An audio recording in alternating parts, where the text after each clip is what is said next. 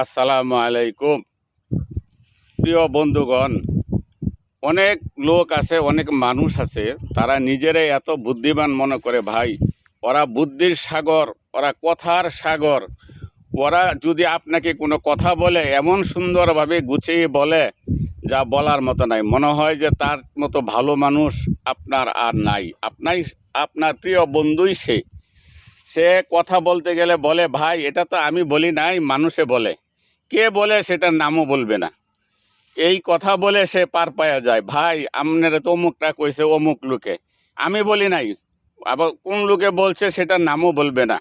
এইভাবে কথার চালাকি করে চলে, সবসময় কথার চালাকি করে চলে, এবং আপনার সহযোগিতাও চাইবে, আপনার সাথে কথার চালাকিও করবে।